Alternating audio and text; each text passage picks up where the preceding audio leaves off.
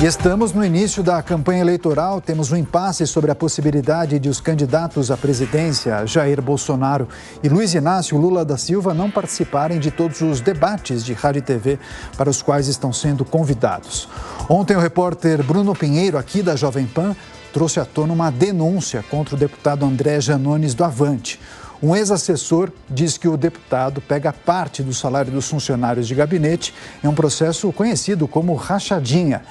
E o parlamentar é recorrente em casos ligados a assédio moral, segundo esse assessor. Enfim, diante dessa situação, nós temos um convidado para tratar das questões que envolvem justamente a campanha eleitoral e também esses fatos que acabam impactando com os candidatos. Bem, quero chamar aqui o Antônio Flávio Testa, que sempre colabora com a Jovem Pan News e com os nossos telejornais. Professor, seja muito bem-vindo. Obrigado por sua presença. Bom dia, prazer voltar a falar com todos vocês.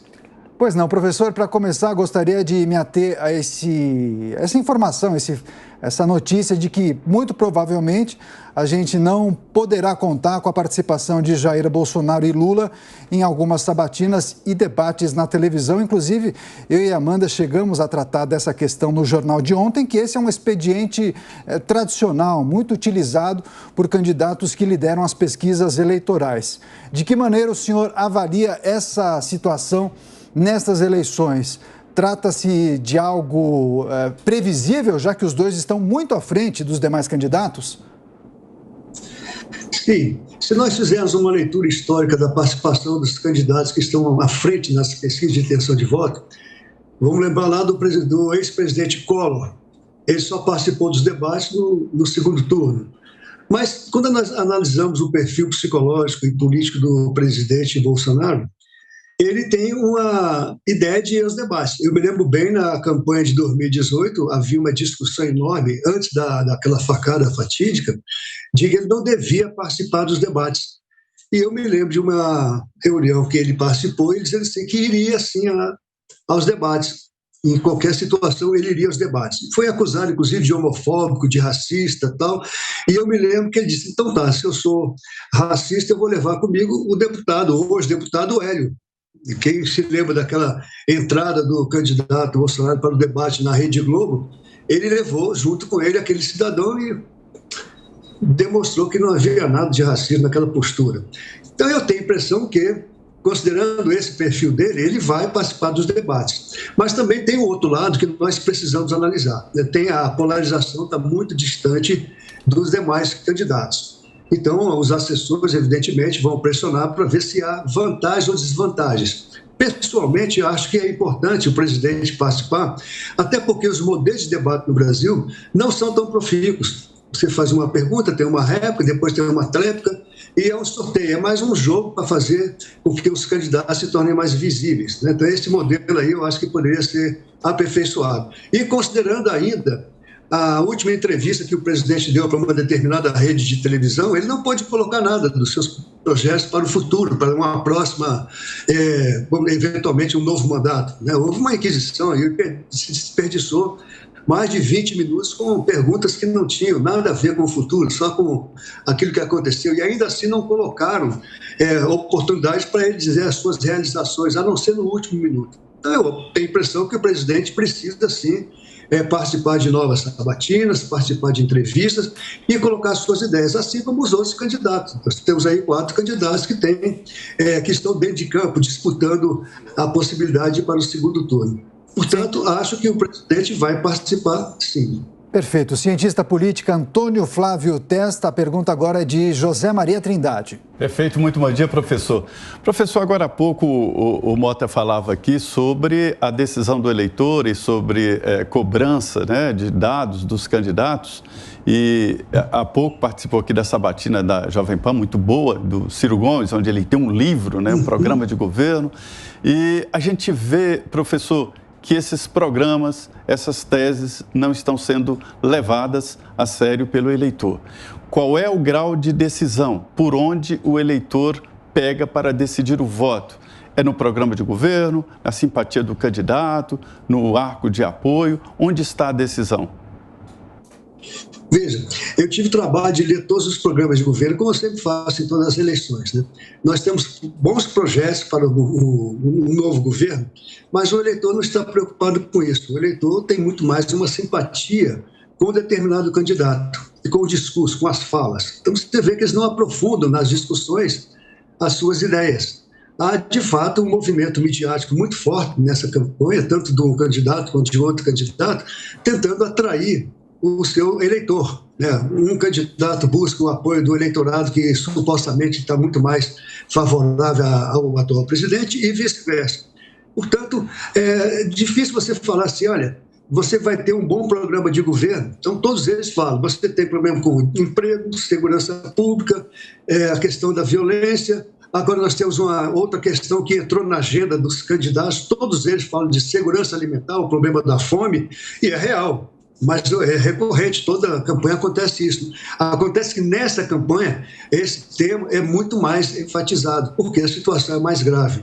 Para o eleitor, ele está muito mais preocupado com o dia a dia, como é que vai ser resolvida a sua questão. E nesse aspecto aí, quem tem a máquina de governo nas mãos sempre foi favorecido nas eleições. Amanda Klein. Bom dia, professor. A gente viu há pouco aqui uma pesquisa Exame Ideia Big Data, em que aparece o ex-presidente Lula 44% das intenções de voto no cenário estimulado de primeiro turno e o presidente Bolsonaro com 36%. O presidente Lula continua estável, Bolsonaro vem subindo constantemente, lentamente a cada pesquisa. Na sua avaliação, deve ser uma eleição muito apertada, decidida voto a voto? O ex-presidente Lula ainda não tem caído, aparentemente não tem conseguido, o Bolsonaro não tem conseguido roubar votos, mas parece que essa polarização vai ficando cada vez mais clara e mais consolidada. Onde deve se dar, em que segmentos da população deve se dar essa batalha, essa briga por votos, principalmente na sua avaliação? Olha, as pesquisas têm mostrado a vantagem do candidato Lula, mas hoje ainda eu li uma pesquisa da Brasmarket colocando o Bolsonaro à frente. E nós sabemos que é um jogo muito pesado. Essa disputa vai ser muito acirrada. Eu acredito que vai ter um segundo turno, sim, e aí muda tudo nessa composição. O eleitor vai estar, na minha opinião, muito mais preocupado com aqueles candidatos que têm condições de colocar projetos em andamento. A questão do desemprego, o combate à inflação, o problema, como eu falei, da fome, da violência social, que está começando a tomar um outro corpo. Então, acho que as decisões não vão ser tão diferentes como das campanhas anteriores, quando você tinha condições de identificar os nichos onde não havia a opinião decidida do eleitor. Nesse caso, hoje, você vai vendo que temos um eleitorado muito forte, que provavelmente vai ser decisivo, que é o eleitorado evangélico, e que é disputado, né, pelos dois candidatos, com vantagem, evidentemente, do presidente Bolsonaro, que passou os seus, desde a campanha passada, fazendo uma articulação muito próxima desse eleitorado. O candidato Lula tenta fazer uma articulação com esse tipo de eleitorado, mas até agora não conseguiu se aceita, até pelas suas falas, suas colocações, que vão totalmente contra o pensamento conservador, o pensamento liberal. Então, eu acho, Amanda, que vai ser, de fato, uma disputa muito pontual e que teremos o segundo turno. Nesse segundo turno, haverá que ter uma nova recomposição, né? Então, nós sabemos que é uma segunda eleição e vai ser mais curta. Roberto Mota, sua vez. Professor, o senhor é especialista em artes marciais, não é isso? Sim. O senhor foi várias vezes campeão mundial de karatê. Se essa disputa eleitoral fosse uma luta de artes marciais, como o senhor classificaria o desempenho dos dois principais adversários? Acho que os dois são muito aguerridos. Eu só queria fazer uma colocação. Eu fui técnico da seleção brasileira, que foi muitas vezes campeão mundial. Eu cheguei a ser campeão pan-americano. Tenho 55 anos de prática intensiva de artes marciais, sim. Nessa disputa, está muito aguerrido. O presidente Bolsonaro tem um perfil, eu acompanho o presidente Bolsonaro desde a campanha passada, ele tem um perfil aguerrido, é um ex-militar, um ex-atleta, e tem aquele jogo que ele fala de cortar como tramontina, ser rápido e objetivo. O presidente Lula tem outra trajetória, né? É uma pessoa que tem uma experiência política muito grande, foi presidente, foi sempre um grande articulador político, e agora começa aquela fase de agressões.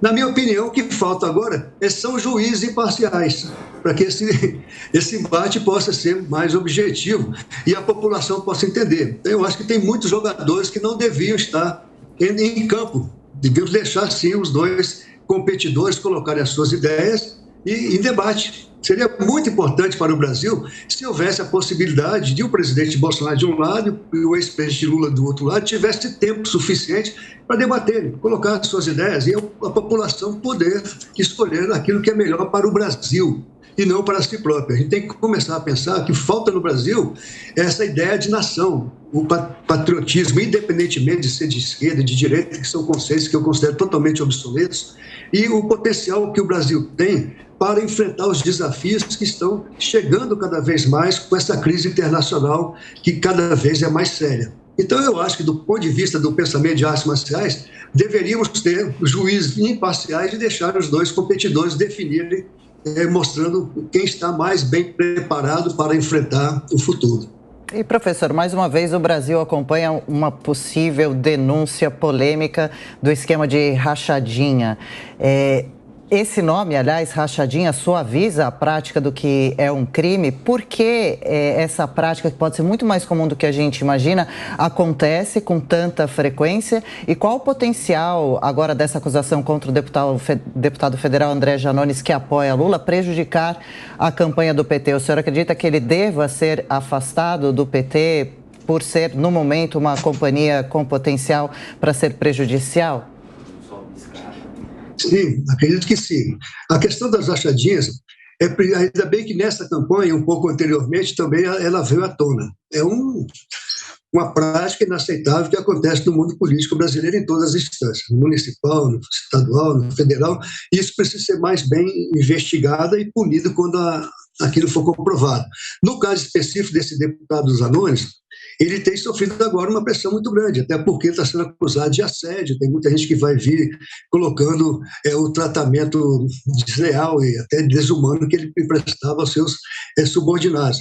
Em relação à campanha, ele tinha 2 a 3% de intenção de voto. Ele é um ex-petista.